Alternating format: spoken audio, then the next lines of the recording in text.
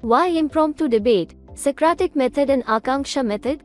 Impromptu debates can be easily deployed in any classroom setting as method of developing critical thinking. Socratic questioning is designed to look at the quality of answer, provoking critical thinking, self-reflection, deeper analysis, questioning one's own belief and arriving at a conclusion.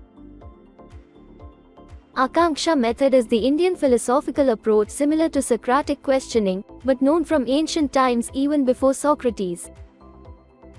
Setting the context, need and importance. Wade, 1995, identifies 8 characteristics of critical thinking. Critical thinking involves asking questions, defining a problem, examining evidence, analyzing assumptions and biases, avoiding emotional reasoning, avoiding oversimplification, considering other interpretations and tolerating ambiguity. Dealing with ambiguity is also seen by Strom and Bockus, 1995, as an essential part of critical thinking. Ambiguity and doubt serve a critical thinking function and are a necessary and even a productive part of the process. Socratic method, 3 types: spontaneous, impromptu, exploratory approach, focused.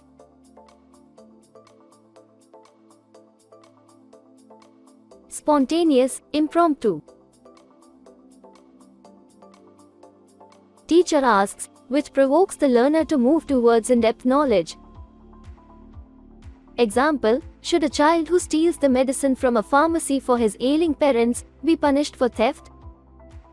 Students identify the moral dilemma and deal with the ambiguity by pointing to exceptions to child and humanitarian circumstances of ailing parent. It is further explored whether this wrong can go unaddressed. Raising funds for healthcare and guiding child through counseling could be alternative approaches beyond the moral dilemma. What outweighs the need for survival versus incapacity to pay, resulting in a moral wrong? The risks and the alternative. Exploratory approach. Based on prior knowledge, it tries to connect the concept and learning object of investigating the concept, which is very similar to Akanksha method of Indian thinking. A 10th century CE scholar, Vachaspati Misra, defines Akanksha as the desire to know on the part of the listener. In simple words, Akanksha can be defined to mean as the desire on the part of the listeners to know other words or their meaning to complete the sense. A word is said to have mutual expectancy for another, only if it cannot, without the latter, produce knowledge of its interconnection in an utterance. The same desire to know, Akanksha, is applied also in context understanding better and completely by the listener. Example, if A says to B, bring the pen, B may further ask, which color, from where, and so on. Focused, where 2 groups dialogue questioning the question. For example, teacher begins with the question, what is democracy? Group 1 says, government of the people, by the people and for the people, and ends with the question, in practice, is it so?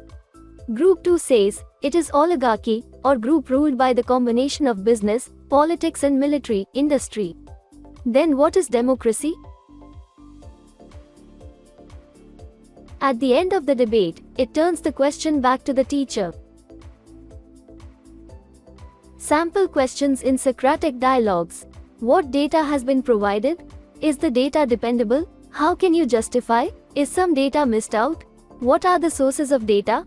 How dependable are they? What is taken granted? Can we state the assumptions clearly? What is the line of reasoning and why so? Can we reason it differently? How have we reached this conclusion? What are the implications of this conclusion?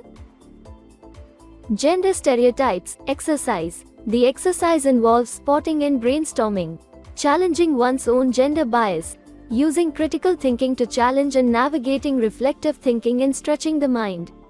The bias and assumption from the unconscious mind with evidence drawn on the basis of conscious research by winnowing or panning crucial facts.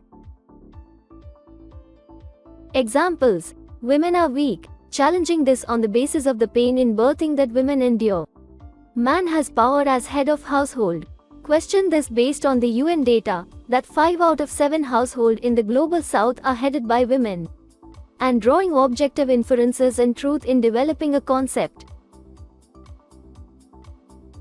Exercises. Say male or female. Dominant, loving, head of the family, tender, cleaning. Control, power, breadwinner, giving, sacrifice, washing clothes.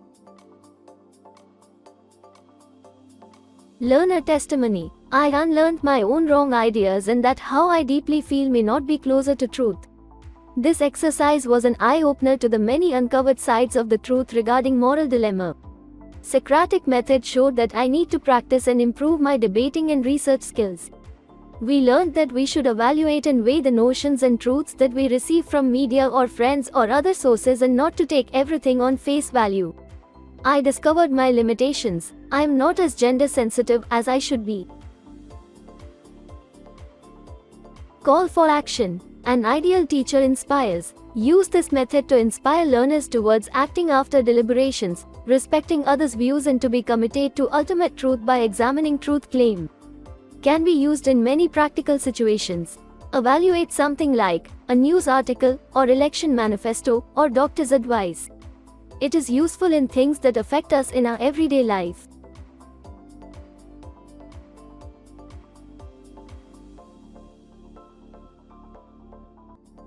Thank you.